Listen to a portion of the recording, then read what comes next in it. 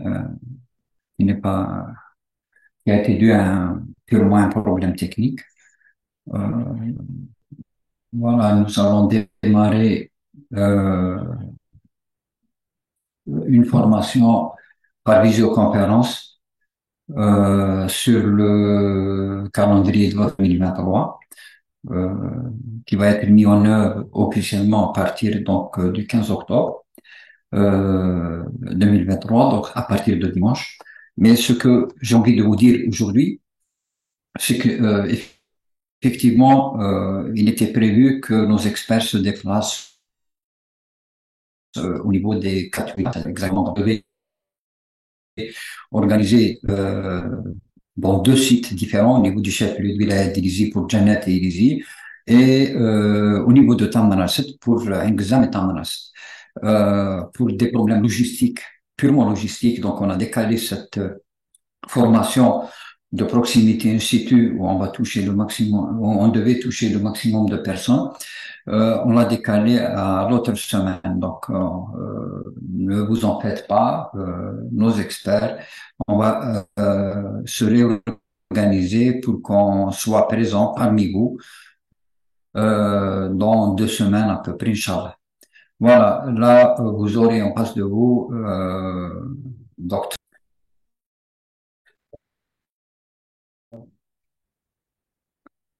Chen, qui va vous faire toute la partie épidémio, chaîne de paroi, etc.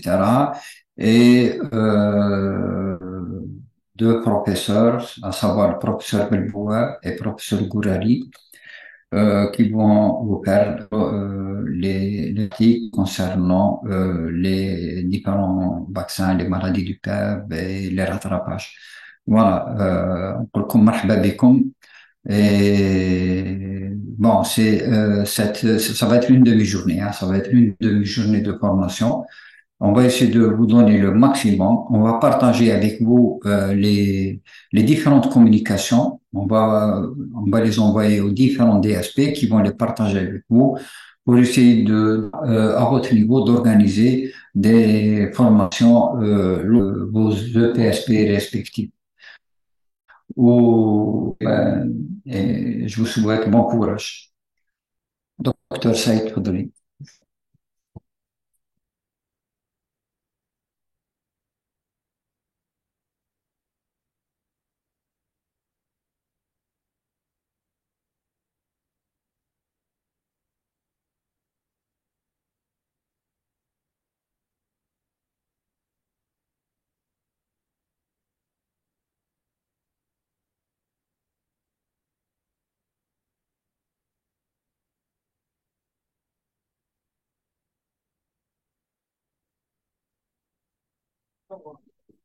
Merci, Dr. Lane. Bonjour à tous, donc à toutes les mineurs qui sont présents avec nous pour cette formation sur le calendrier vaccin 2023. On aurait vraiment aimé faire cette formation en présentiel, mais voilà, pour des raisons que Dr. Lane a expliquées, ça a été reporté.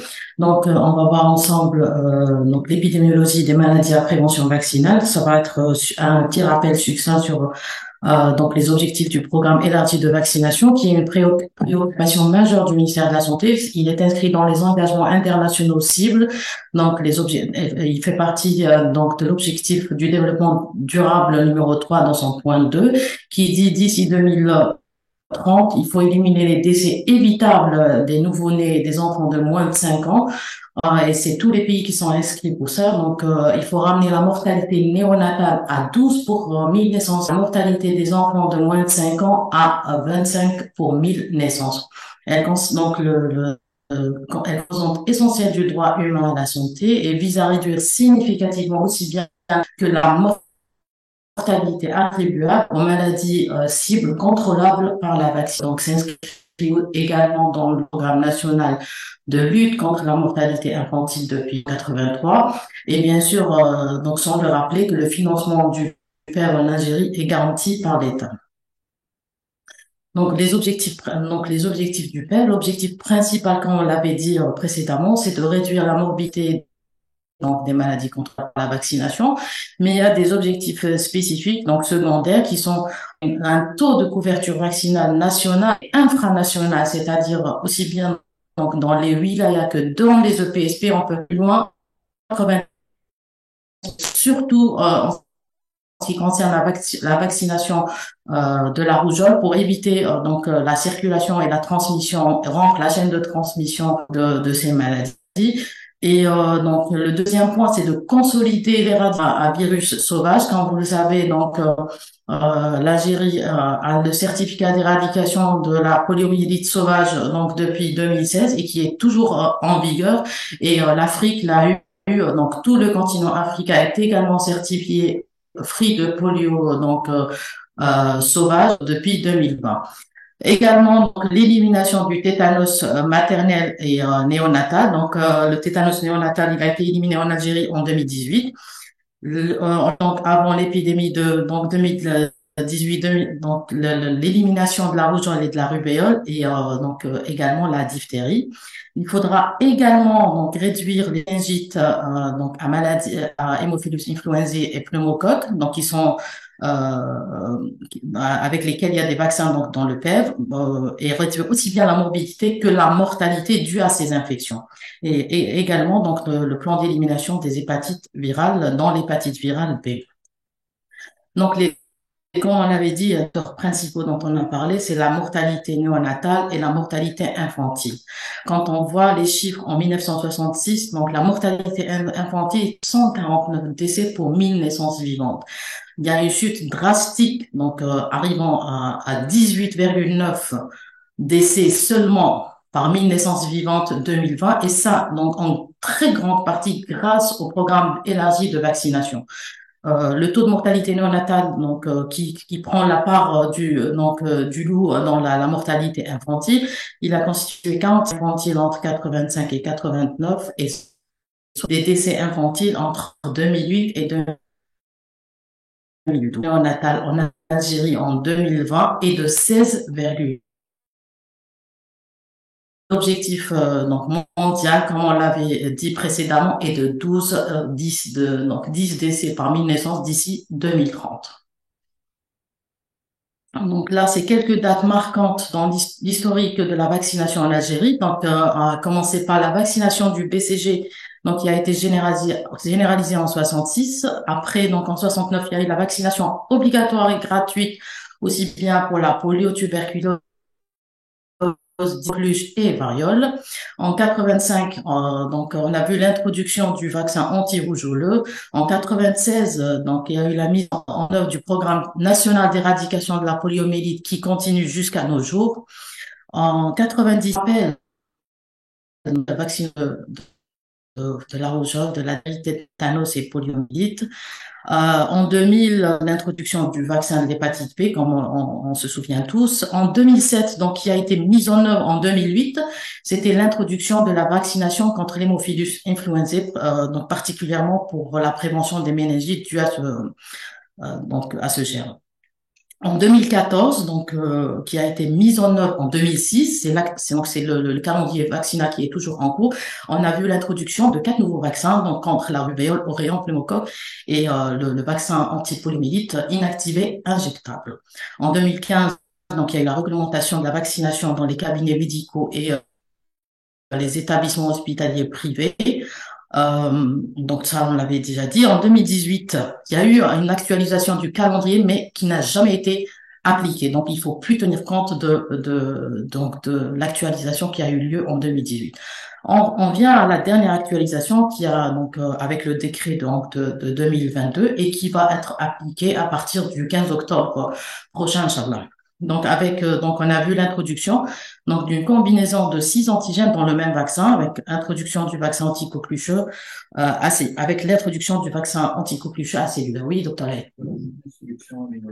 Oui, très bien. Donc docteur Lay insiste donc pas seulement sur l'arrêté, mais également sur l'instruction qui a eu numéro 19 du 3 octobre 2023.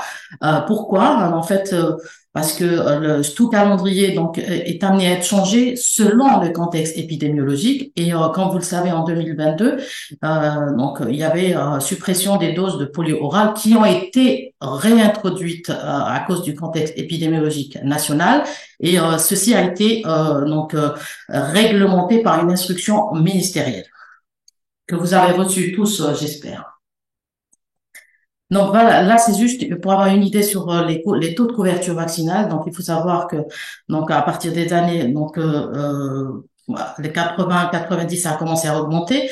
De 2000 à 2016, on peut dire que l'Algérie a été quand même vraiment une référence dans la vaccination. Les taux de couverture étaient toujours supérieurs à 90% jusqu'en 2016 où il y a eu donc les incidents que vous connaissez plus la campagne contre la rougeole et la rubéole.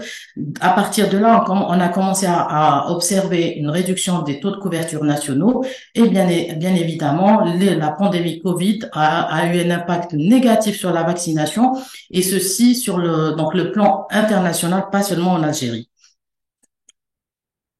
Donc, comme on le voit, donc de 2018 à 2022, on avait quand même il y a eu une diminution des taux en dessous de 80%. Par contre, les dernières données donc des taux de couverture en 2022 étaient quand même alarmants et donc ils sont de 77% pour la troisième dose de DTC-IP VPO pneumocoque. Le pneumo c'est 74% et la rougeole 71%. Donc, toute diminution des taux de couverture égale diminution de l'immunité collective et on aura comme conséquence évidente l'apparition d'épidémies. Voilà, donc les conséquences, comme vous le savez, l'épidémie de rougeole 2018-2019 qui a d'abord touché le sud, puis donc a été étendue vers le nord, vers les autres wilayas à cause des faibles taux de couverture de vaccination avec l'Europe. L'apparition donc de 3 cas de poliomyélite. Donc poliomyélite, là je précise poliomyélite avec CVDPV2, c'est-à-dire avec la souche virale du type 2, pas de poliovirus sauvage. Ça, j'insiste dessus. Donc, on a eu le premier cas à Tamaracet en 2022, suivi par un deuxième cas donc à Touggourt et un troisième cas qui est un cas communautaire, c'est-à-dire qu'un cas qu'on a retrouvé en investiguant un cas de PFA qui n'était pas à la base CVDPV2 positif, donc au niveau de l'oued. Mais je tiens à rappeler qu'on est toujours certifié contre contre la poliomyélite sauvage et on a le dernier cas, on l'a eu en 97. Il y a eu également malheureusement l'apparition de 2 cas de diphtérie en 2022 et l'épidémie s'est bien installée en 2023. Donc comme on l'avait dit, donc c'est par rapport à la poliomyélite. Donc la surveillance est garantie par l'intermédiaire des paralysies flash aiguë, paralysie infantile. Donc dans chaque wilaya a un taux, donc un nombre de cas attendus à déclarer chaque année. Et c'est grâce à ça qu'on a pu retrouver donc les cas de poliomyélite à Tamaracet, Touggourt et l'Oued. Et donc, par rapport à ça, il y a eu, comme vous le savez, l'année passée, la nécessité de mise en place de journées locales de vaccination dans les 10 wilayas du Sud. Et lors de ces journées, donc, on a eu beaucoup de surprises, notamment avec le nombre d'enfants zéro dose qui n'ont aucune dose de VPO. Le nombre était de 23 000 enfants lors du premier round et de 15 000 enfants lors de la deuxième phase, donc des journées locales de vaccination. On a retrouvé des enfants qui ont un âge de 10 ans sans aucune vaccination non vaccinée, ou bien des enfants vaccinés sans aucune preuve de vaccination, pas de carnet de santé, pas de carte de vaccination. Et voilà, donc également le virus donc du polio vaccinal de type 2 et circule dans l'environnement. Oui, docteur. Donc est toujours présent dans l'environnement.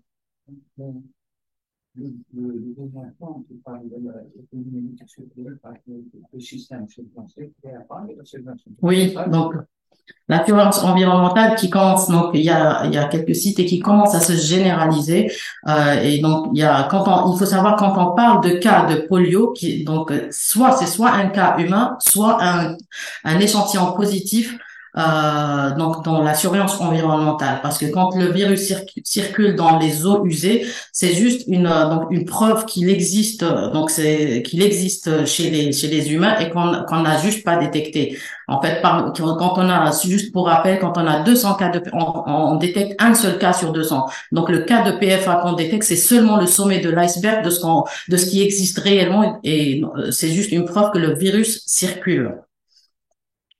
Pour la diphtérie, comme je l'ai déjà dit, donc on n'a pas eu de cas depuis 2008. En 2022, il y a eu 2 cas et puis malheureusement donc l'épidémie s'est bien installée en 2023 avec 126 cas. Donc l'incidence est passée de 0,07 par 100 000 habitants à 0,27 en 2023. Donc elle a touché 6 wilayas. عين جزام بورت باتي مختار تمرست أدرار ورقلة البيض et avec un taux de létalité de 8,7%. Donc 11 décès ont été enregistrés. L'âge des cas est entre 1 et 60 ans. Donc 4 cas, on n'a pas l'âge. 25 cas chez les 0,4 ans, 39 cas chez les 5-9 ans, 43 cas chez les 10-19 ans et 16 cas en plus de 19 ans, c'est des adultes. Le statut vaccinal est méconnu pour 47% des cas. Là, c'est juste un rappel que la vaccination, un rappel de la nécessité de la vaccination aussi bien chez le nourrisson et l'enfant et également chez les rappels chez l'adulte, notamment le DT tous les 10 ans. Pour la rougeole, donc comme vous le savez, l'épidémie de 2018-2019, on est passé de 1,87 cas par 100 000 habitants à 63 en 2018 et à 37 en 2019. On a eu au total 59 000 cas et 49 décès, tous évitables par la vaccination. Il faut savoir que Tamanrasset était la wilaya la plus touchée avec avec une incidence de plus de 600 cas par 10 000 habitants. Pour l'hépatite B, donc là on regarde c'est une courbe un peu de l'incidence annuelle qui est en dents de scie. Il y a eu une diminution en 2020, mais en fait c'était une diminution qui était en rapport avec la pandémie Covid-19. Il y a un programme d'élimination des hépatites virales et on enregistre autour de 3000 cas chaque année. Pour les méningites, donc là c'est la surveillance du laboratoire, donc parmi 1610 souches positives, on voit le nombre des germes responsables, méningocoque, Haemophilus influenzae ou pneumocoque. Comme on le voit bien ici, donc en rouge, c'est les méningites dues à l'Haemophilus influenzae, dont la vaccination a été introduite, mise en œuvre en 2008. Quand on le voit juste après l'introduction de la vaccination, on voit l'impact positif avec pratiquement une disparition des méningites à Haemophilus influenzae. Il y a une diminution des méningites avec le pneumocoque, mais c'est juste une diminution. Mais avec l'hémophilus, on le voit clairement. En conclusion, donc en fait tous ces efforts consentis par la vaccination ont permis de réduire de manière drastique l'incidence de ces affections de plusieurs milliers par an pour la rougeole, diphtérie, poliomyélite dans les années 70 à 0 cas pour la poliomyélite, quelques cas pour la diphtérie et moins de 1000 cas pour la rougeole en 2022. Ces efforts donc doivent être renouvelés pour permettre l'installation donc d'un taux de couverture et d'immunité collective et aussi renforcer, c'est-à-dire atteindre un taux de couverture de 90% n'est pas suffisant. Il faut tous les efforts pour le maintenir parce que toute baisse de vigilance égale diminution de la couverture vaccinale et diminution de la couverture vaccinale égale automatiquement apparition d'épidémie comme on l'a vu récemment. Donc, ces observations permettent d'affirmer le risque de réapparition de certaines maladies de PEV, comme on le voit aussi bien en Algérie que dans d'autres pays. Où il existe toujours, donc les efforts doivent être maintenus, comme je l'ai dit, pour même augmenter pour maintenir et améliorer la couverture vaccinale au niveau national, mais également au niveau infranational. J'insiste le taux de couverture doit être homogène, aussi bien sur le plan national, sur le plan des wilayas et sur le plan des EPSP et communes. Voilà, je vous remercie. Je passe la parole à... Oui. Vous avez remarqué que par rapport au taux de couverture de 90%, c'est-à-dire c'est le taux minimal pour éviter qu'on ait des épidémies. Par contre, tout à fait au début de la communication du docteur Saiss, vous avez remarqué, les objectifs nationaux et infranationaux, si vous voulez, à l'échelle wilaya et même PSP, c'est 95%. Donc, l'Algérie a mis la barre très haut. Mais le minimum, pour ne pas être confronté à l'émergence ou la réémergence d'épidémies, c'est 90%. Ça, c'est sur le plan épidémiologique. Pour qu'il n'y ait pas de confusion entre les taux qui sont définis par le gouvernement algérien et la partie épidémio pour éviter qu'on ait des épidémies. Voilà pour ce qui est de la communication.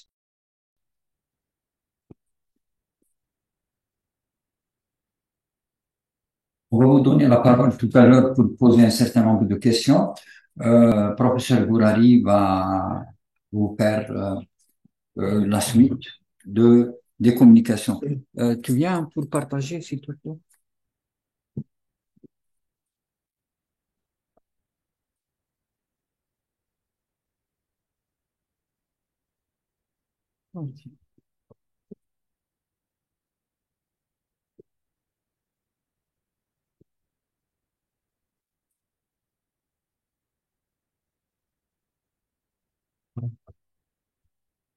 C'est bon.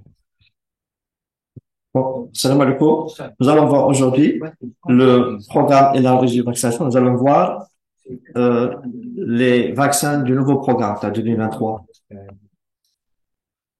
Donc, on va comparer deux calendriers. On va retenir on va l'appeler calendrier vaccin 2016, l'ancien, avec les défini par différents arrêtés, et le calendrier, nouveau calendrier vaccin 2023, défini par les différents arrêtés. Quelles sont les modifications? Donc, voilà l'ancien calendrier de 2016. Donc, il y avait les doses à la naissance BCG et l'hépatite B. Il y avait 6 doses, le VPO. Et puis, c'est devenu 5. Ils ont enlevé le VPO à la naissance. Et puis, le Penta qui n'a pas été utilisé, il a été fractionné. Et le pneumocoque, une dose de VPI au 3e mois, le ROR, 11 et 18 mois. Et puis, le DTS n'a pas été utilisé à des années. Maintenant, voilà le nouveau calendrier 2023. Nous allons voir quelles sont les modifications. D'abord, il n'y a pas de nouveau antigène. Il y a toujours protection contre 11 maladies. D'accord? Il y a par contre un changement de présentation. Nous allons le voir après. Et un changement de nombre de doses concernant les vaccins anti-polio. Et il y a aussi une nouvelle association de vaccins. C'est l'introduction de l'hexavalent. Voilà les différents vaccins dans le calendrier 2023. Donc, vous avez 3, 4, 5, 6, 8 vaccins. 3 sont des vaccins vivants. Il s'agit du BCG, du VPO et du ROR. Ces 3 vaccins se présentent sous forme de flacons multidoses. D'accord? Et puis les autres, c'est des vaccins inertes. Vous avez le B, l'hépatite B, qui est soit en flacon mono ou multidose. Comme voilà l'hexavalent, la nouveauté. C'est un vaccin qui se présente sous forme de flacon monodose. Vous avez le pneumocoque, le vaccin anti-pneumocoque c'est conjugué. C'est des seringues pré-remplies. Vous avez le tétravalent, le DTCA-BPI, qui se présente sous forme de seringue pré-remplie, et le DT adulte, qui est un flacon multidose. Bien sûr, il faut faire attention à la conservation, la chaîne de froid pour ces vaccins, et la conservation, donc aussi, il faut faire attention le transfert, conservation, notamment pour les vaccins qui sont altérés par la congélation. Les vaccins inertes, généralement le B, l'hexavalent, le VPC, le TTCA, sont altérés par la congélation. Donc, il faut faire attention lors du transport et du stockage de ces vaccins. Donc, on va commencer à présenter les différents vaccins du calendrier 2023. Vous avez le BCG. L'objectif de la vaccination est de protéger contre les formes graves de la maladie, à savoir les miliaires et les méningites. L'hépatite B, c'est ce qui est intéressant, c'est de le protéger contre les infections chroniques, contre le passage à la chronicité. Et le HIP, C'est protège contre les hémophilus, protège contre les formes sévères d'infection à hémophilus B, notamment la méningite et les pneumonies, mais aussi contre les otites. Le vaccin anti-pneumococque protège contre les formes sévères, les formes invasives de la maladie, c'est-à-dire méningite, pneumonie, bactérienne. Et puis là, vous avez des vaccins antipolio de type, le VPO, le vaccin oral, et le VPI, vaccin injectable inerte. Le VPO, il est bivalent et contient seulement deux sérotypes, le 1 et le 3. Le 2 a été enlevé de la circulation. Il a fait le switch en 2016, si vous vous souvenez bien. Donc, on est passé du trivalent au bivalent. Il ne contient que le 1 et le 3, il n'y a pas le 2. Par contre, le VPI, il est trivalent. Il contient les trois sérotypes. D'accord. Les deux protègent contre la maladie, mais le VPO, en plus, il protège contre la transmission du virus. Voilà. Donc, là, une protection collective. Collective, voilà. Le VPO, on a une protection individuelle. collective. Donc, le VPO, l'avantage, c'est qu'il induit une protection collective, alors que le VPI, c'est une protection individuelle uniquement. Donc, le B à la naissance, donc, protection. Donc, le but du vaccin hépatite B à la naissance, c'est de prévenir la transmission maternelle-fœtale. C'est ça le but. Donc, c'est protection contre l'infection et particulièrement, c'est contre les. Donc, on vaccine contre le B parce que le B, son problème, c'est un problème de santé publique mondiale. Il y a à peu près, on a estime en 2019 à près de 300 millions de porteurs chroniques du virus B. 300 millions, c'est beaucoup. Il y a à peu près, chaque année, il y a 300 000 décès suite aux complications de l'hépatite chronique, c'est-à-dire la cirrhose et le cancer. Donc, c'est un problème aussi bien mondial qu'algérien, parce que nous sommes un pays de moyenne endémie. Notre prévalence de l'hépatite B est environ 2,15%. Et là, il faut savoir aussi que un autre problème d'hépatite B, c'est que dans le monde, il y a à peu près plus de 2 milliards d'individus qui ont fait l'hépatite B. Donc, ils ont résolu. Mais le problème, le virus d'hépatite B, c'est un virus latent. Le génome du virus d'hépatite B, il est latent et persiste au niveau du foie, sous forme d'ADN, ce qu'on appelle ADN CCC, c'est-à-dire covalent, fermé de façon circulaire, fermé de façon covalente. Et là, cet ADN, ce génome de l'hépatite B, il peut réactiver à l'occasion d'une immunodépression, soit quand la personne tombe, elle prend une chimiothérapie suite à un cancer, ou à suite d'une immunodépression quand il y a grave, quand la personne, un individu, il est greffé. Donc là, ce virus, ce génome peut réactiver. Donc c'est un autre problème dans l'hépatite B. Dans les pays où l'endémicité est moyenne ou élevée comme la nôtre, moyenne, l'HPV se transmet essentiellement à la naissance de la mère au nourrisson. C'est pourquoi il y a la vaccination à la naissance. C'est pour prévenir la transmission maternelle-fœtale. Et puis, comme vous le savez, le risque de passage à la chronicité de l'infection, plus l'individu est jeune, de nouveau-né, plus le risque de persistance du virus, de passage de l'infection à devient chronique est plus grand. Donc, quand la personne est le nouveau-né, s'il est infecté, le risque de persistance du virus, de passage à la chronicité, c'est 90%. Et puis, ça diminue avec l'âge jusqu'à atteindre le moins de 5% à l'âge adulte. Donc voilà, ça dépend de l'âge.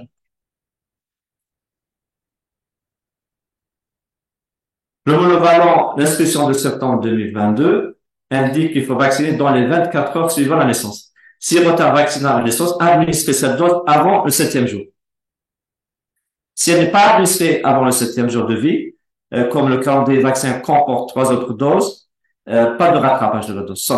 Donc, on vaccine dans les 24 heures. Si retard vaccinal, on rattrape dans les 7 jours. Si ça dépasse 7 jours, on rattrape pas, sauf exception s'il y a un petit poids de naissance, inférieur à 2 kilos, ou nouveau-né de mère hépatite B. Là, on essaie de rattraper jusqu'à l'âge de 1 mois. Si la mère est antigène HBS, donc la prévention d'un nouveau-né de mère hépatite B positive, c'est la surovaccination. Donc, on vaccine plus sur thérapie dans 2 sites différents, dans les 12 heures qui suivent la naissance, de préférence. l'ictère, quelle que soit son étiologie, n'est pas une contre-indication à la vaccination par l'hépatite B à la maison. Donc, l'ictère, c'est pas une contre-indication. Voilà donc le nouveau calendrier de 2023. Qu'est-ce qui a changé par rapport à 2016? Donc, comme je l'ai dit, il n'y a pas de nouveau antigène, c'est toujours 11 maladies qui sont prévenues, prophylaxie. Il y a un changement de présentation. On est passé de l'anticoqueluche à germe entier à l'anticoqueluche acellulaire. Donc, on est passé de CE à CA. Voilà. Pour concernant le vaccin antipolio, pour le VPO, on est passé de 5 doses à 3 doses. Donc, le VPO, c'était 5, maintenant on a 3. Et pour le VPI, on a éliminé la dose du 3e mois, elle est remplacée dans l'hexavalent, le VPI, il est présent dans l'hexavalent au 2e, 4e et 12e mois. Donc, 3 doses plus la dose de 6 ans avec le tétravalent. Donc, VPO, on est passé de 5 doses à 3. Et le VPI, on a éliminé la dose de 3e mois, on s'est remplacé par celle, donc 2, 4, 12 et 6 ans. Et puis, on a introduit l'hexavalent.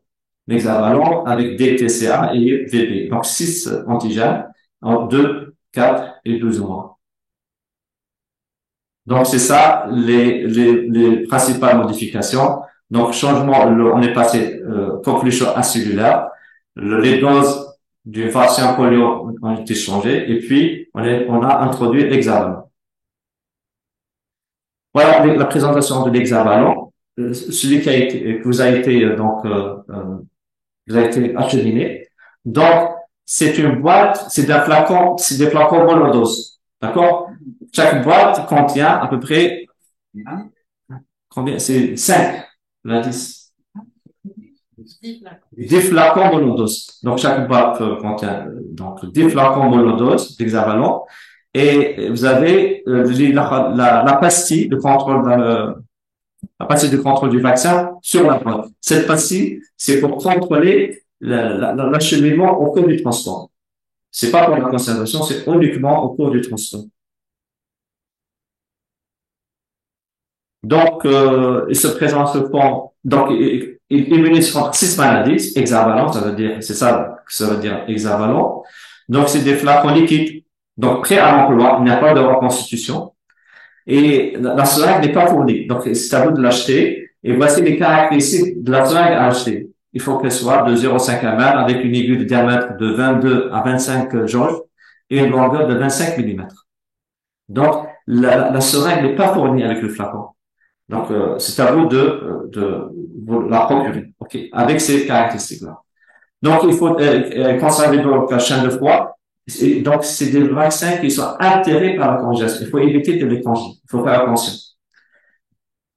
Donc, l'âge de l'administration 2, 4 et 12 mois. Et puis, l'administration se fait par voie intramusculaire dans la partie antérolatérale de la cuisse. Quelles sont les réactions indésirables? Les manifestations post-vaccinales indésirables, les MPV, sont beaucoup moins fréquentes avec le vaccin anticoqueluche acellulaire. Pourquoi? Parce que contrairement au vaccin coqueluche entier, l'acellulaire, c'est des fragments. Il y a moins de constituants, donc il y a moins d'effets allergiques et moins d'effets indésirables. C'est ça l'avantage de l'acellulaire. Il y a moins de constituants, c'est des fragments de la bactérie, alors que l'entier, c'est toute la bactérie. Il y a beaucoup de constituants dans la bactérie, les protéiques, lipides, etc. Ça induit des effets indésirables, des allergies. Alors, avec la cellulaire, ce sont des fragments de la bactérie, il y a moins d'effets indésirables. Ceci dit, on constate des MPV très fréquentes, plus d'une fois sur 10, des MPV fréquentes moins d'une fois sur 10, et des MPV peu fréquentes moins d'une fois sur 100. Bon, pour les premiers cas, les MPV très fréquentes, il s'agit des douleurs, rougeurs, etc. Les fréquentes, c'est la perte d'appétit céphale, etc. Les peu fréquentes, c'est l'infection des voies respiratoires supérieures, troubles d'exfiltration conjonctive, etc. Donc, contre-indication au vaccin hexavalent, c'est l'antécédent de réaction allergique lors d'une administration du vaccin. Contre-indication particulière au vaccin contre la coqueluche, c'est la survenue de troubles de la conscience ou de crises convulsives généralisées focale prolongée dans les 7 jours suivant la vaccination anticoquelucheuse et non attribuable à une autre cause identifiable. Donc, afin d'incriminer un PVI au vaccin, il faut d'abord éliminer les causes identifiables. Et que ce soit dans les 7 jours suivants, pas après, pour contre-indiquer le vaccin contre la coqueluche. Différer le vaccin contre la coqueluche si la personne présente une encéphalopathie évolutive ou une épilepsie non contrôlée. Donc, différer, ça contre-indique pas, ça diffère là, temporairement le vaccin jusqu'à la stabilisation. Autrement dit, si cette affection neurologique, elle est stable, ou s'il y a une histoire familiale de convulsion, ce n'est pas une contre-indication à la vaccination anticoquelucheuse. Donc, la maladie stabilisée n'est pas une contrainte. Si c'est évolutif, il faut différer uniquement. L'objectif principal de la vaccination contre la coqueluche, c'est de réduire le risque de coqueluche sévère du nourrisson et le risque de décès. Effectivement, la bactérie responsable de la coqueluche, qu'on appelle Bordetella pertussis, continue de circuler. La coqueluche n'est pas qu'une maladie pédiatrique. Chez les adolescents et les adultes, elle peut donner des taux prolongés. Les enfants restent le réservoir principal de contamination. La coqueluche, tout comme la vaccination, donc l'infection naturelle, tout comme la vaccination anticoquelucheuse, ne confère pas une immunité à vie. Il est possible de la contracter plusieurs fois, d'où la nécessité de rappel. D'ailleurs, les doses de rappel sont prévues depuis 2016. Concernant le vaccin anti-poliomyélitique, comme je l'ai dit, il existe sous deux formes. C'est le VPO bivalent qui est administré avec au 2e, 4e et 12e mois, donc 3 doses, au lieu de 5 avant le calendrier 2016. Et puis l'injectable, qui est donc inactivé, c'est un vaccin trivalent, il contient 3 sérotypes, il est associé à l'hexavalent 2, 4 et 12 mois et associé au tétravalent à 6 ans. Donc, en tout, il y a 4 prises de VPI au lieu de la prise de 3 mois dans le calendrier 2016. Voilà la présentation du tétravalent. C'est un vaccin sur un pré-rempli, donc ça facilite l'administration. Et puis, donc, suspension injectable, donc tout est prêt, sur un pré-rempli. Conservation, tout comme l'hexavalent, donc chaîne de froid, il faut éviter de le congeler. Donc, il faut faire attention de flush-cheminement et dans la conservation de ce vaccin à ne pas le congeler, parce que la congélation peut l'altérer. Et l'administration se fait par voie intramusculaire profonde, de préférence dans le deltoïde, donc à l'âge de 6 ans. Donc, quelles sont les réactions indésirables de ce tétravalent qui est administré à l'âge de 6 ans? Les réactions indésirables, les réactions allergiques sévères sont exceptionnelles. Moins d'un cas pour 10 000 doses de vaccin. Contre-indication, c'est les antécédents de réactions allergiques, tout comme les autres vaccins. Et contre-indication particulière, c'est tout comme l'hexavalent, c'est la survenue de troubles d'inconscience, de crise convulsive généralisée ou focale prolongée dans les 7 jours suivant la vaccination anticoquelucheuse. En fait, donc à la fin, je termine par ça, la nouveauté dans le cadre 2023, il y a maintien du VPO bivalent, il y a introduction du vaccin hexavalent, donc ça supprime des passages multiples, il y a moins d'injections, il y a préservation du vaccin à monodose, donc il n'y a pas de perte de vaccin, il y a donc pas de report injustifié pour cause d'ouverture de plaques en multidose. Au final, donc le but c'est d'améliorer la couverture vaccinale. Et je vous remercie.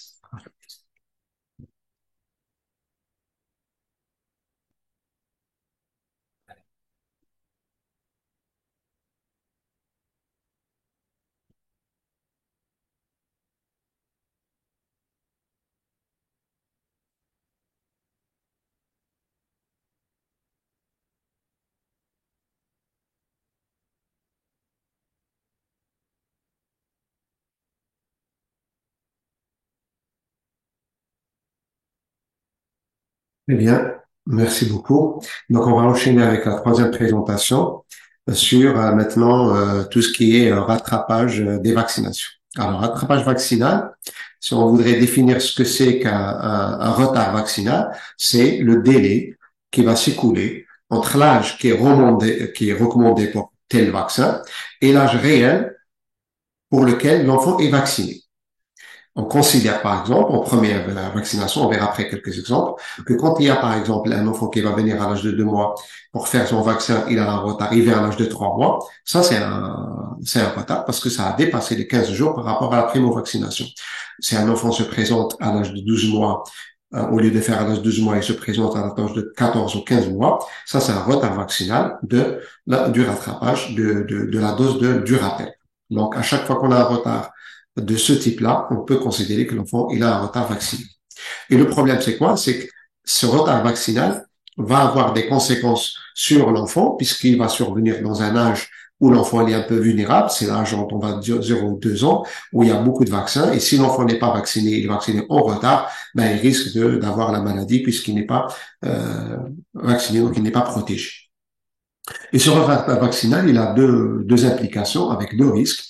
Le risque, comme on vient de dire maintenant, sur le plan individuel, puisque l'enfant ne va pas bénéficier de la protection immunitaire contre la maladie, et donc de ce moment-là, il peut faire la maladie, et surtout, deuxièmement aussi, non seulement pour lui, mais par rapport à la collectivité, parce qu'il peut être source de contamination, et à ce moment-là, il y a une progression de la maladie sur le plan collectif. Donc le retard vaccinal, c'est quelque chose qu'il faut combattre, non seulement pour l'intérêt du malade, de l'enfant, pardon, mais aussi dans l'intérêt de la collectivité. Et vous voyez donc sur ce schéma-là que une maladie, par exemple, X, qui est là en rouge, elle peut être importante, elle dans la communauté, mais quand on commence à vacciner les enfants contre cette maladie X, on va voir progressivement que cette maladie, sa prévalence, sa fréquence, elle diminue avec le temps, et plus la couverture vaccinale augmente, plus la fréquence de la maladie diminue. Ça, c'est vraiment très, très important.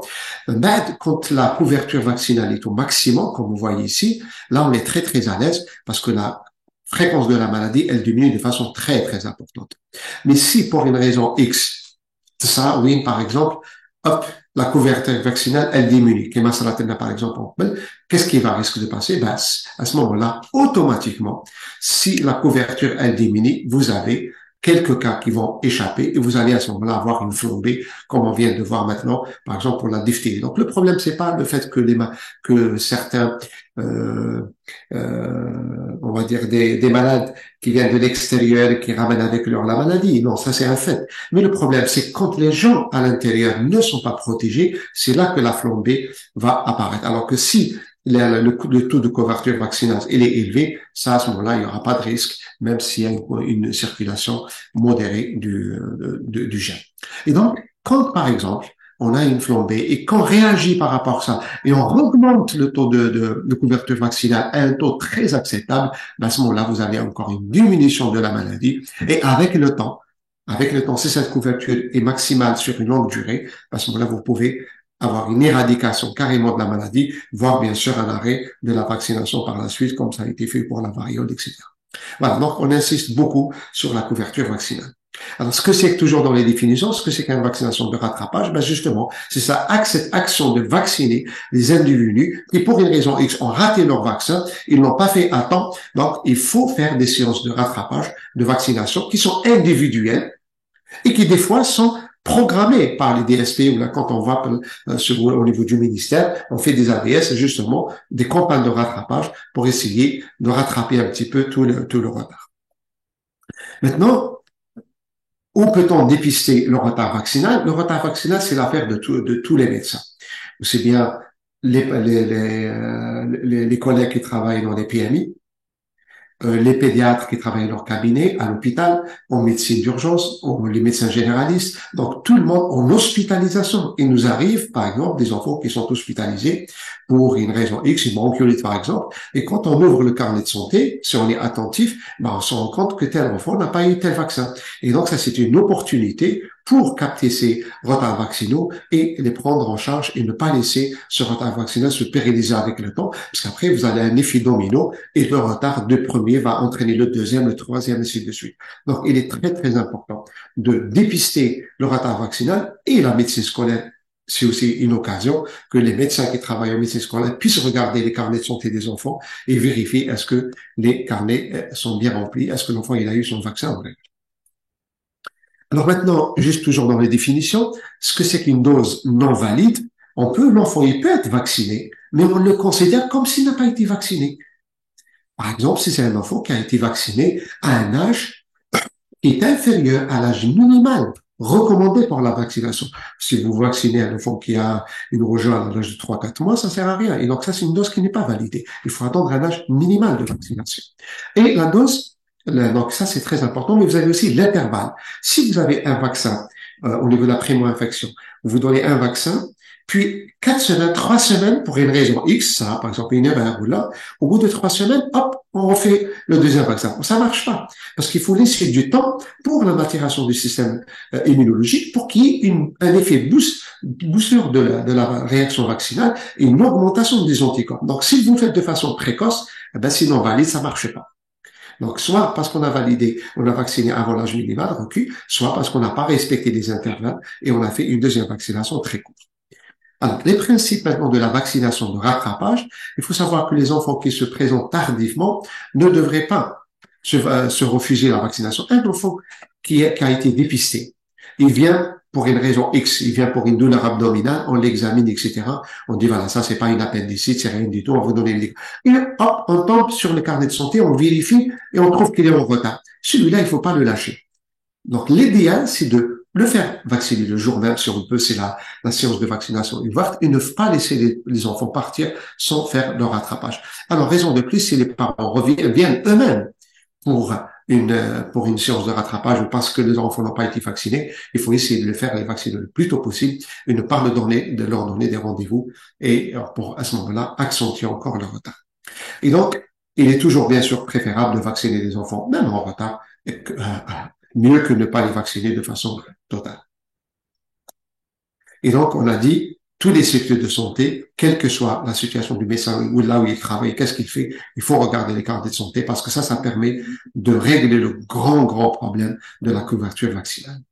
Alors, donc, on peut avoir dans le retard vaccinal 3 types d'enfants. Vous avez des enfants qui ont une zéro dose. On pensait que ça n'existait pas chez nous, mais en fin de compte, dans des situations particulières, ça a été déjà vérifié, c'était déjà vu. Des enfants qui ont zéro vaccin. Puis vous avez la situation la plus fréquente, bien sûr, sont des enfants qui sont vaccinés, mais qui ont eu des ratages de certains antigènes pour lesquels ils n'ont pas eu leur vaccination. Donc c'est une vaccination qui est incomplète. Et des fois, on se retrouve en PMI avec un enfant dont les parents ont perdu, par exemple, le carnet de santé, on ne sait pas quelle dose de vaccin il a eu, quel âge, etc. Donc celui-là, il faut considérer de nouveau comme s'il n'a pas été vacciné, on se verra après. Alors, comment faire en pratique? En pratique, quand on a un enfant pour lequel on regarde le carnet de santé et on voit qu'il y a un rattrapage parce qu'il y a un retard vaccinal, la première chose, c'est de savoir quel est l'âge de l'enfant actuel. Donc, premièrement, l'âge au moment où on le rattrape. 2, de prendre une feuille blanche et écrire toutes les doses qu'il a eues pour les vaccins. Ben, déterminer pour chaque antigène le nombre de doses qu'il a fait et les doses qui lui restent. Après, on fait une règle mathématique, on dit voilà, cet enfant, il lui manque telle dose de VPO, il lui manque telle dose de pneumocoque, surtout quand on faisait avant les multidoses où il y avait plusieurs séances de vaccination. Maintenant, c'est un peu moins, parce qu'on aura des examen, ça va être plus facile. Choisir les intervalles, donc on verra après qu'il y a des règles qu'il faut respecter. On ne peut pas faire des vaccins à n'importe quel moment. Il y a des règles à respecter en matière d'intervalles et que ce soit en primo-infection, soit en rappel.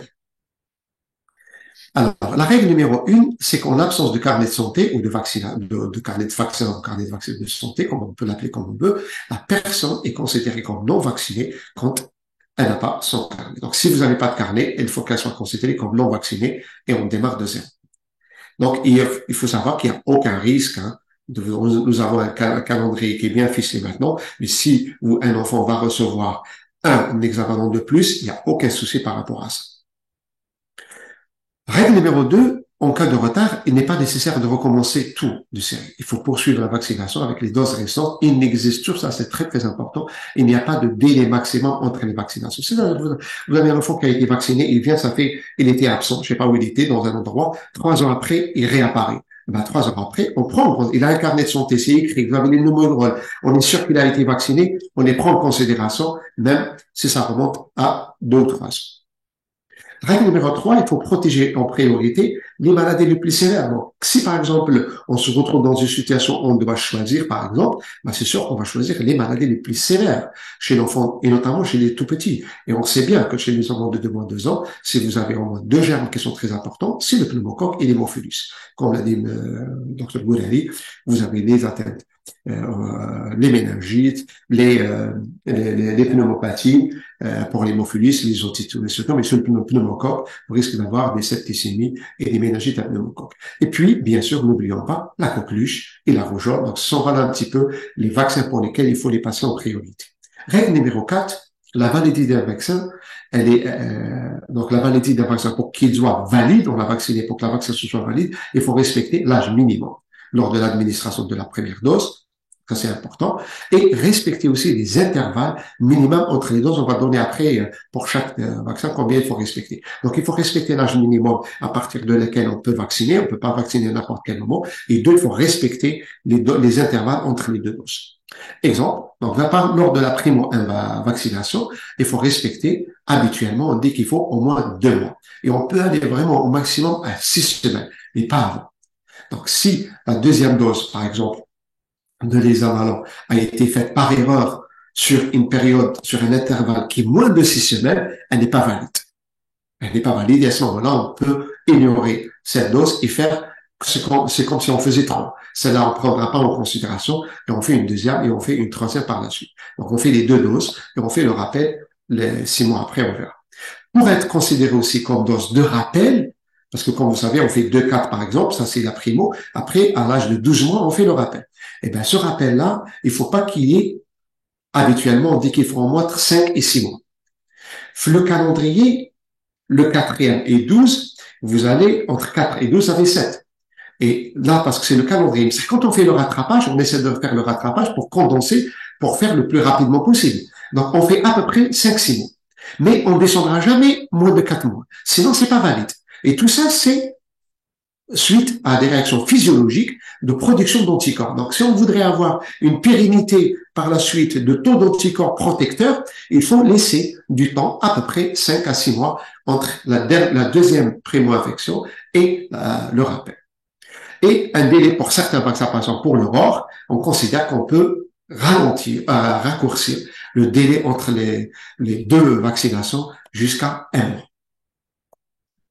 Règle 5, donc l'utilisation des vaccins combinés assure une meilleure compliance des graveurs, permet de réduire le nombre d'injections, néanmoins se peut utiliser à des doses supplémentaires. Ça, on verra, ça c'est des doses, c'est vrai, après ça va être un petit peu différent quand on va faire l'hexavalent, mais pour une raison X, si par exemple un enfant n'a pas eu il y a un retard sur 1 ou la 2, on peut lui donner tout l'hexavalent, même si ce sont des doses qui sont supplémentaires, c'est pas du tout grave. Donc, comme on l'a dit, le rattrapage doit être précoce. Il ne faut pas donner de rendez-vous éloigné. Il faut essayer de faire un schéma de vaccination, de revaccination, de rattrapage le plus court possible qui permet à l'enfant d'être protégé contre les maladies et notamment ceux qui sont les plus graves. Même si on fait 3 injections, et ça, on a des instructions qui nous permettent de faire 3 injections le jour même de la vaccination. Alors, l'association règle 7, l'association de plusieurs vaccins peut se faire, c'est pas nécessaire, mais elle doit obéir à certaines règles. Bon, ne pas mélanger, bien sûr, dans la même seringue des vaccins qui sont différents, ça va de soi. Et quand on veut faire plusieurs injections, 2 ou 3 injections, le jour même, il faut laisser de l'espace entre les points d'injection et on considère qu'il faut au moins 2,5 cm d'espace. Alors, maintenant, quand on veut faire des vaccins qui sont combinés, il faut savoir qu'il n'y a aucun problème. On peut faire plusieurs vaccins inactivés, qui peuvent interagir simultanément. Il n'y a aucun souci. Soit il n'y a pas de délai, soit le jour même ou quelques jours après. Un vaccin vivant, il n'y a pas de problème. On peut le donner avec un vaccin inactivé. Il n'y a aucun souci. Vous avez par exemple pour la vaccination pour la polio, comme Dr Bougaï vous a expliqué, il y a un intérêt. C'est vrai, c'est 2 vaccins pour la même maladie, mais ils n'ont pas le même objectif. Le VPI, comme on vous a dit, il est un objectif plutôt personnel, c'est pour le malade. Il y a 3 sérotypes, on le protège lui-même. Et le VPO, c'est plutôt collectif pour briser la chaîne de transmission de la maladie. Et donc, ce sont des objectifs qui sont complémentaires et l'un étant vivant, l'autre atténué, il n'y a aucun souci à les mettre. L'antigrippal, il est aussi viral atténué, donc on peut aussi l'associer à d'autres vaccins qui sont vivants. Par contre, on dit que 2 vaccins vivants, par exemple, injectables. Je sais pas, vous avez par exemple un enfant qui vient d'un autre pays, il a eu la varicelle, il vient vous voir et vous allez lui faire l'aurore. On considère qu'on peut le faire le jour même ou laisser 4 semaines d'intervalle entre deux antiviraux injectables. Le BCG n'est pas concerné parce que c'est un vaccin bactérien. Donc, c'est pas du tout ça. Après, règle 8, comme on a dit, le rattrapage vaccinal, une fois qu'il est terminé, on essaie de faire le plus rapidement possible, mais une fois qu'il est terminé, là, l'enfant, il rentre à ce moment-là, il revient à son calendrier habituel et il se fait de façon normale. Alors, juste un rappel pour vous dire comment se fait donc les doses qui sont nécessaires pour les vaccins chez les enfants de moins de 5 ans. Vous avez donc le DT-CoV IB il y a 3 doses. Vous avez 2 doses et un rappel, 2, 4 et un rappel à 12 mois. Pour le VPI, pareil, il y a 4 doses. Donc, on fait le 2, le 4, le 12 et un rappel à l'âge de 6 ans, donc à part. Et pour l'hépatite B, vous avez 4 doses. Vous avez la dose de la période périnatale dès la naissance de l'enfant, dans le cas où ça vous permettra de protéger l'enfant contre la transmission verticale. Pour le protéger maintenant contre la transmission horizontale, par exemple intrafamiliale, à ce moment-là, il y a les doses de 2, 4 et le rappel à 12 mois.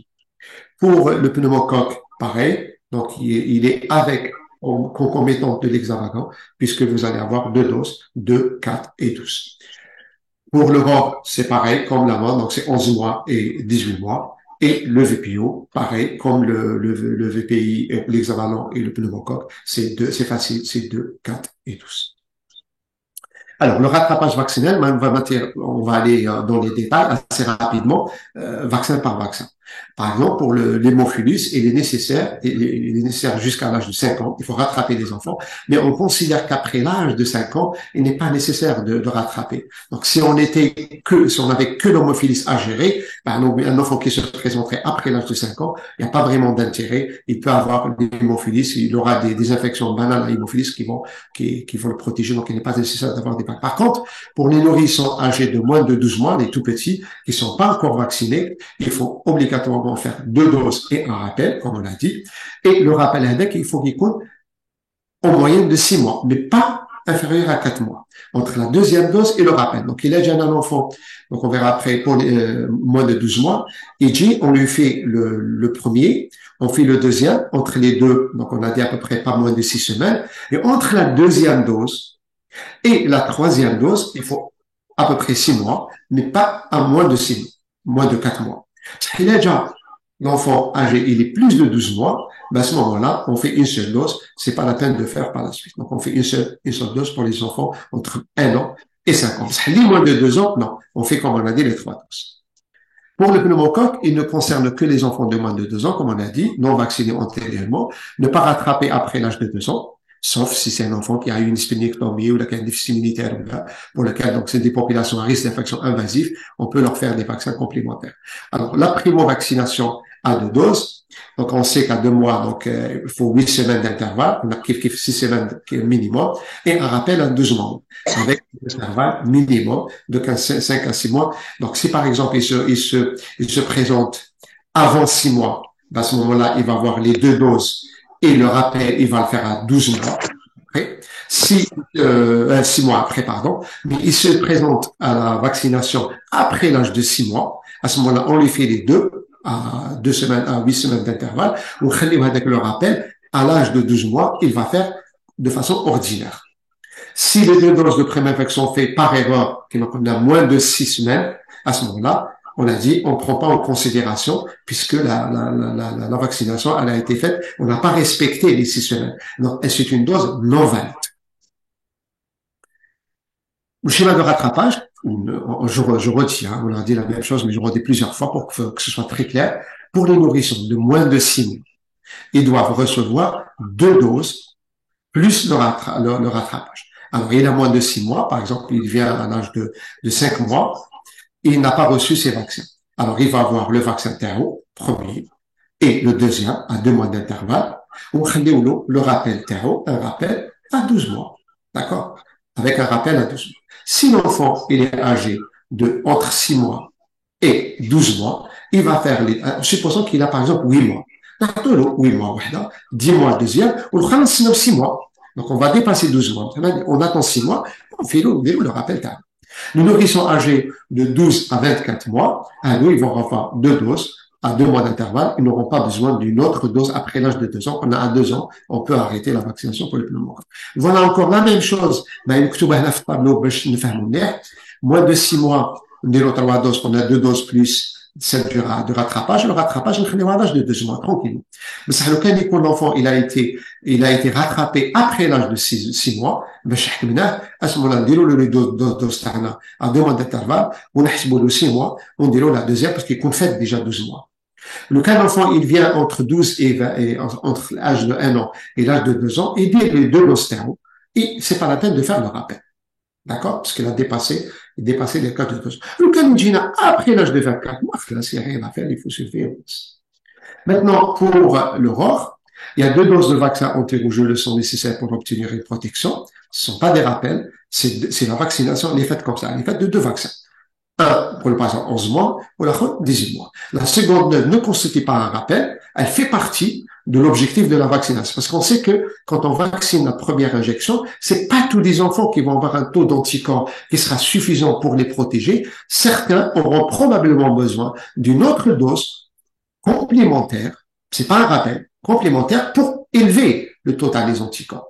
Donc, une dose de vaccin anti-rubéole confère une protection 95%. Et comme on l'a dit, tous les enfants d'âge de 18 mois devraient avoir 2 doses. Donc, il y en a 11 mois et 18 mois.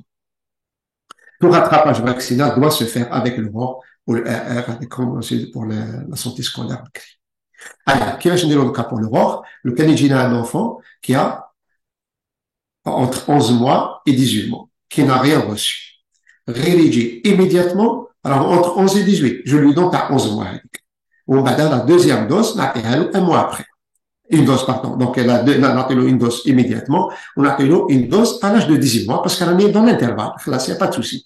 J'ai par exemple à 11 mois puisqu'on a blessé, un mois. Donc, j'ai fait un 12 mois. Je lui ai fait le cas, celle qui était prévue à 11 mois. Il dit à 18 mois, il la ordinaire. Lequel il condamne une dose.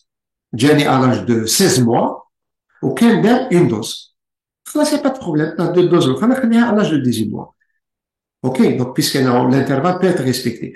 Donc, quand il est après 18 mois, ou il a 20 mois, il a rédigé, on dit la dose, le roi d'Oka. Ou la deuxième dose, on peut puisque là, ça fait 18 mois. Il n'y a plus, un rendez-vous, on peut un mois après. Mais le cas il à l'âge de 18 mois, il a déjà reçu une dose. D'accord? Il a reçu une dose. La dose avec elle a dépassé un mois. On dit la deuxième dose. OK? Donc, au contact, dis-nous la deuxième dose. Le but, c'est qu'il y ait les 2 doses à un mois d'intervalle minimum. Donc, il compte bien, à l'âge de 6 ans, entre l'âge de 6 ans et 14 ans, alors qu'il n'a fait aucune dose, à ce moment-là, je lui fais 2 doses de ROR ou éventuellement un R à un mois d'intervalle. Ou la canando d'être déjà une dose, pareil, dès que je le prends, dès qu'il se présente, je lui fais sa deuxième dose, on n'en parle plus. Bon, ça, je pense que je vais aller pour aller rapidement vers l'hexavalent pour terminer. Alors, les enfants pour l'hexavalent, et les enfants qui ont moins de 6 mois doivent avoir 3 doses, une dose à 2 mois d'intervalle, 2, 4, ou le rappel à 12 mois. Donc ça, c'est ce qu'il faut. On va faire comme le rattrape. Donc, les enfants qui jouent avant 6 mois, et j'ai là par exemple un enfant, il a 5 mois, il n'a pas fait il n'a pas fait, donc on dit le t'as à l'âge de 2 mois ou l'âge de 4 mois, mais il a 2 mois, on va convoquer à 12 mois, il fait. Le cas j'ai après l'âge de 6 mois, à ce moment-là, déroule la première dose, on a 2 mois, déroule la deuxième dose, on va dire 6 mois, on déroule la dose de rappel. D'accord? Parce qu'on va dire, il faut l'âge de 12 mois. Maintenant, le Kaniji, après l'âge de 12 mois, seulement à ce moment-là, si la dose n'a pas été faite, alors je vais faire l'examen n'a pas été fait à l'âge de 12 mois, et ça a été constaté qu'à l'âge de 6 ans.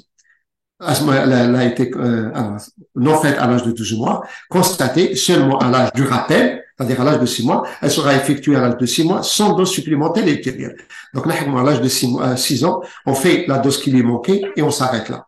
Si la dose, t'as 6 ans, celle qui était considérée de faite à 6 ans, elle n'a pas été faite et que cette absence s'est constatée qu'à l'âge où on est dès le DT, c'est-à-dire à un âge par exemple de 11 ou de 13 mois, ta dose ne doit pas être rattrapée.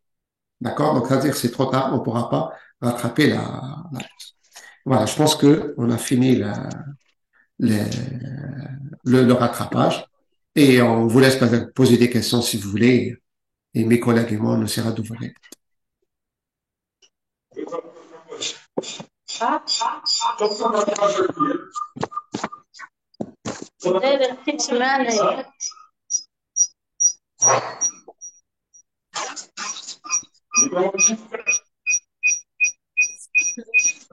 Il y a un téléphone qui est connecté, on lui demande juste de couper le micro.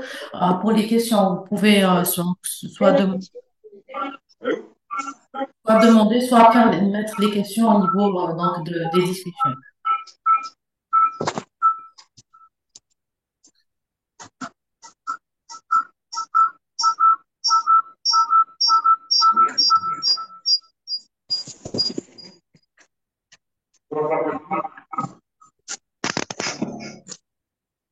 S'il vous plaît, le téléphone Samsung, est-ce que vous pouvez désactiver votre micro parce que ça dérange la visioconférence.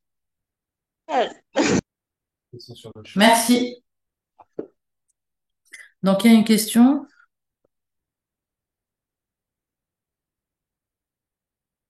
Samsung,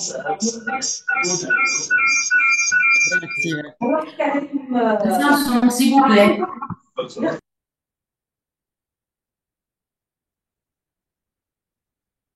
Vous pouvez mettre les questions par écrit, on va répondre au fur et à mesure. Ou bien vous demandez la parole et on désactive le micro au fur et à mesure. Donc là, il y a une question, donc j'ai deux questions. En cas de non-disponibilité de seringues, en cas de non-disponibilité des seringues mentionnées dans l'instruction, donc c'est voilà, donc ça, vous faites bien de le rappeler. Donc pour la seringue, c'est la G22. Celle qu'on a donc pour l'intramusculaire avec une seringue de 2,5. Donc c'est la G22. C'est écrit, je sais que dans l'instruction c'est écrit de 22 à 25, mais c'est la G22. C'était le 25 mm, c'était par rapport au 25 mm par rapport à la longueur de l'aiguille seulement.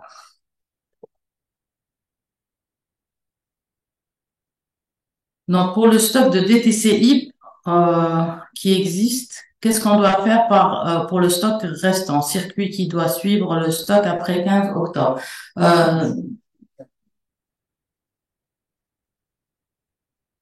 Docteur Kamel. Il est où, docteur Kamel? Docteur Kamel, est-ce que vous pouvez vous identifier et votre structure? Merci. Quelle leçon?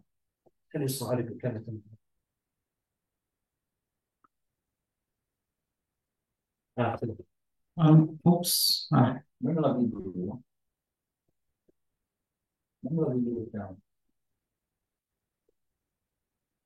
Vous pouvez intervenir, docteur Kamel. Vous pouvez intervenir directement. Votre micro est désactivé. Déactivé. Allez, activé plutôt. Vous m'avez compris. Bon, tu les... Bon, en fait, voilà, pour le DTCI, il faudra attendre l'instruction ministérielle pour dire ce que vous allez faire avec ce stock. Mais ce qui est clair, c'est à partir du dimanche, donc 15 octobre, on va recaler tous les enfants sur le nouveau calendrier, sur le calendrier 2023. Donc, par exemple, un nourrisson qui a eu sa dose de 2 mois avec le DTCI, il revient à 4 mois, il aura son hexavalent. Et un deuxième, donc j'ai eu cette question, peut-être que vous l'avez eu également au niveau du donc peut-être que vous l'avez eu au niveau du terrain. Il y a des nourrissons qui ont eu des rendez-vous pour faire leur VPI pour la semaine prochaine. Ceux qui ont encore du VPI, donc il faut pas le faire. C'est-à-dire que si on fait le VPI, c'est le calendrier, l'ancien calendrier. Il faut recaler sur le calendrier 2023 pour qu'il n'y ait pas de confusion au niveau de toutes les structures, au niveau de toutes les wilayas. Tu le diras aussi de stocker, de respecter la chaîne de pouvoir concernant le DTCI au BPI au cas où ils ont encore des quantités en stock. La chaîne de froid, parce qu'on va avoir besoin de ces... Oui, Dr. Reid donc vient de rajouter par rapport aux quantités en stock, que ce soit pour le DTCI ou pour le VPI, qui sont à votre niveau, il faut les stocker bien sûr en respectant la chaîne de froid parce que le ministère fera rappel à ces doses.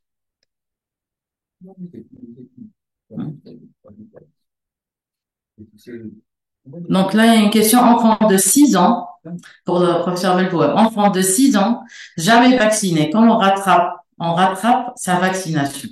La deuxième question, enfant de 8 ans, jamais vacciné. Voilà. Donc ça, c'est des questions typiques qu'on a eues lors de toutes nos formations. Et donc je laisserai le professeur. Voilà. En fait, si c'est un enfant de 6 ans qui n'a jamais été vacciné, on sait que chaque enfant, pour qu'il soit protégé, il doit avoir des 3 doses de DTC, de DTC. Donc, quel que soit le vaccin qu'on a à notre disposition. Donc, pour les nourrissons jusqu'à la première année scolaire, ça aussi c'était un problème de confusion. Donc, jusqu'à la première année scolaire, parce que quand on dit le DTCA VPI, on l'utilise à partir de 6 ans.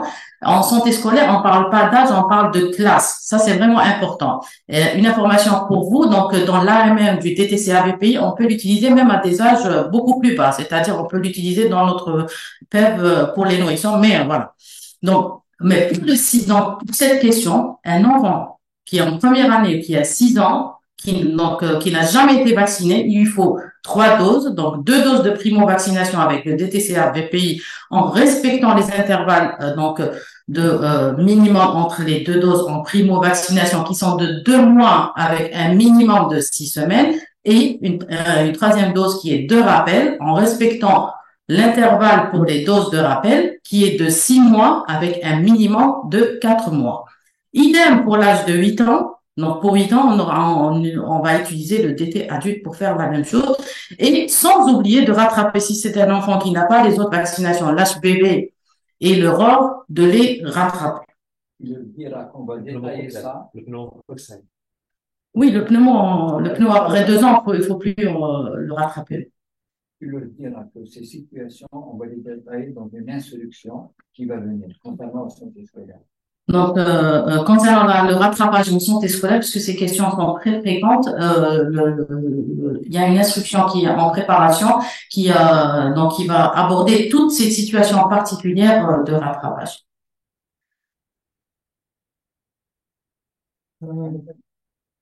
Est-ce qu'il y a encore d'autres questions?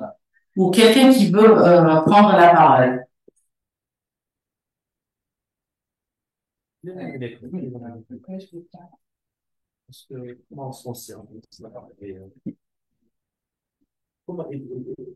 Ils peuvent lever la main ou bien écrire un message et je désactive le micro.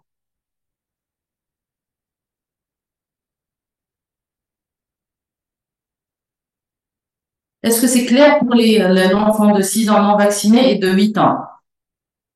Pour la question a été posée par donc ça y a non plus la personne ne s'est pas identifiée.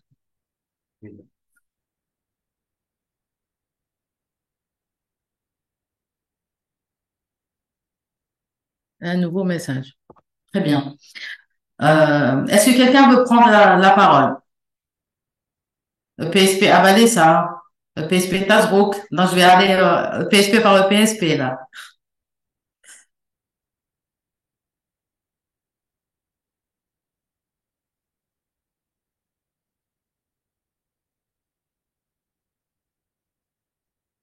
La DSP de Tarn à la 7.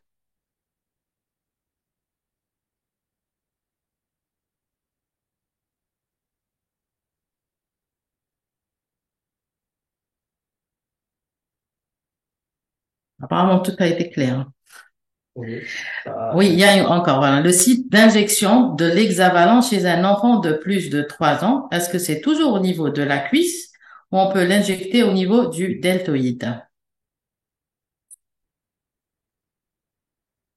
Donc, en fait, les enfants, les nourrissons, d'habitude, on fait la vaccination à moins de 2 ans, on fait au niveau du deltoïde, au niveau de la face antérieure de la cuisse. Mais à partir de l'âge scolaire, donc on le fait par exemple pour le DTCA-BPI, on le fait dans le deltoïde. Et là, je rappelle, dans le deltoïde et pas le fessier. Je tiens à rappeler ça, jamais dans le fessier. Donc pour 3 ans, vous pouvez le faire dans le deltoïde. Il n'y a pas de, si ça dépasse 2 ans, vous pouvez le faire dans le deltoïde.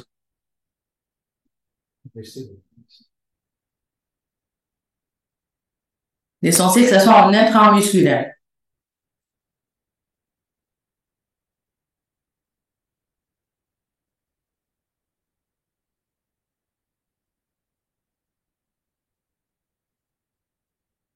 Est-ce qu'il y a d'autres questions?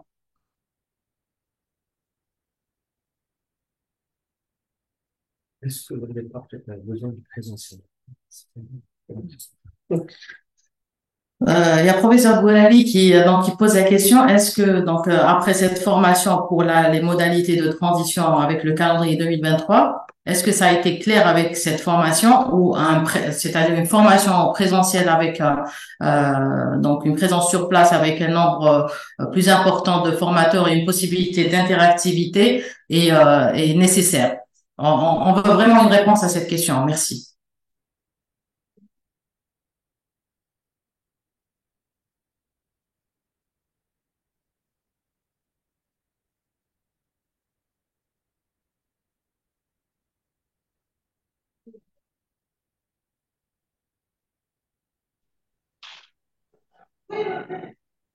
Oui, c'était clair. C'est la réponse qu'on attendait. Donc, de la DSP d'Illizi, donc la formation présentielle est nécessaire. On n'en doute pas, hein.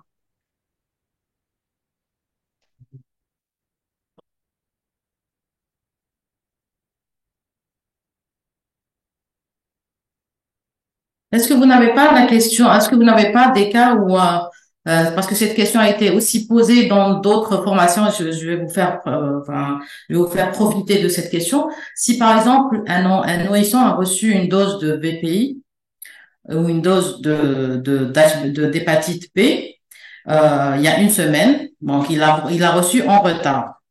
Parce que voilà, et la semaine prochaine, il a 4 mois, donc il n'a pas reçu à 2 mois ou à 3 mois pour le VPI, il n'a pas reçu l'HBV à 2 mois, et après une semaine, il a 4 mois, il doit faire son hexavalent.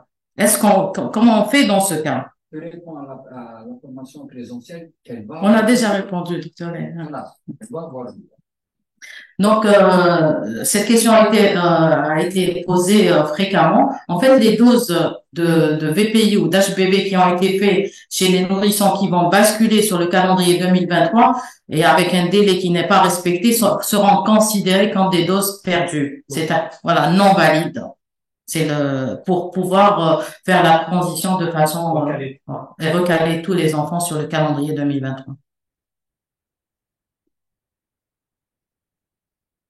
Oui, donc pour les enfants qui ont déjà été vaccinés par l'ancien calendrier, donc l'ancien vaccin, on rattrape avec l'EXA. Par exemple, il a fait les 2 primo-vaccinations, donc avec le DTC-IB, et le rattrapage se fait, oui, même le rattrapage se fera avec l'hexavalent. Et d'ailleurs, avec l'hexavalent, le rattrapage est beaucoup plus simple et beaucoup plus efficace du moment qu'il contient aussi bien dans une seule seringue le DTC-IB, plus l'HBV, plus le VPI. Avec une seule dose, vous avez fait le rattrapage de 6 antigènes et plus, si c'est un enfant, vous avez un enfant qui a un retard vaccinal, qui n'a pas fait aussi le ROR également, il n'a pas fait son pneumocoque, vous pouvez faire les 3 injections le même jour. Vous pouvez rattraper tous les vaccins le même jour. C'est ça, donc, c'est l'intérêt d'introduire un vaccin combiné.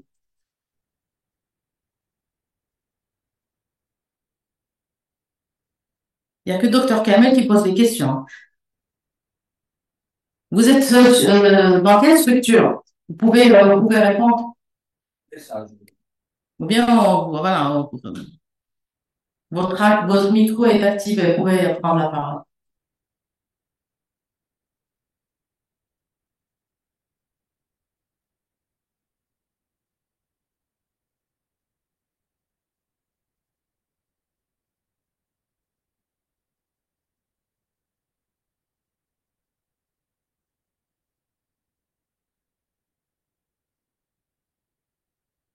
Il n'y a pas d'autres questions?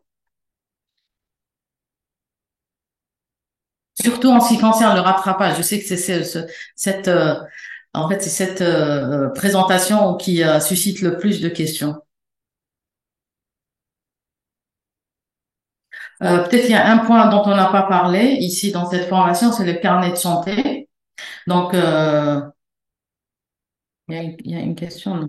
Donc, le carnet de santé, donc il faut savoir donc qu'il y aura de nouveaux carnets de santé, donc qui ont été déjà présentés lors de la formation du 3 juillet où il y avait la visioconférence pour les 58 wilayas.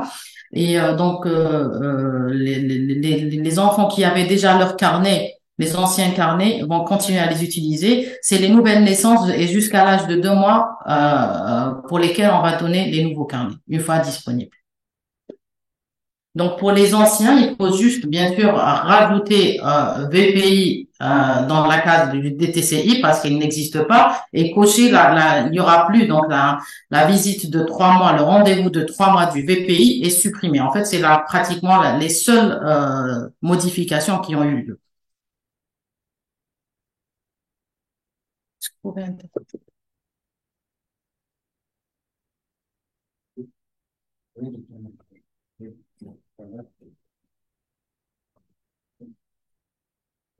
Docteur Gaël, s'il n'y a plus de questions en clôture, non, ça n'a pas été programmé pour aujourd'hui.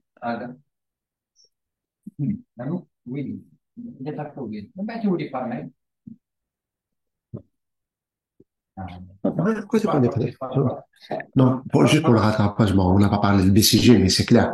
Quand vous avez un enfant qui n'a pas été vacciné par le BCG jusqu'à l'âge de 14 ans révolu, vous l'attrapez, vous lui faites son BCG. Voilà. Sinon, pour l'hépatite B, M. Gourali vous a parlé. C'est vraiment très important pour la période périnatale. C'est-à-dire quand un enfant naît, parce que souvent, des fois, on ne connaît pas le statut vaccinal de la maman.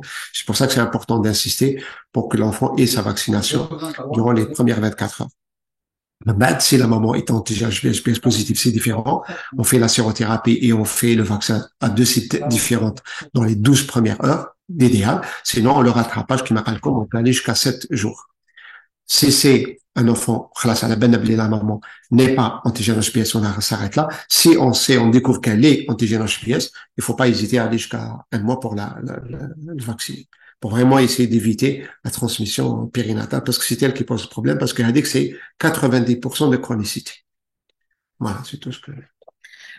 Juste pour rebondir sur ce qu'avait dit professeur Belboueb, donc au niveau du carnet de santé également, il y a un tableau spécial pour rechercher cette cicatrice donc du BCG à partir de l'âge de 3 mois, donc en écrivant ceci donc avec la date et pouvoir programmer l'enfant pour une deuxième vaccination et une dernière vaccination jusqu'à l'âge de 14 ans.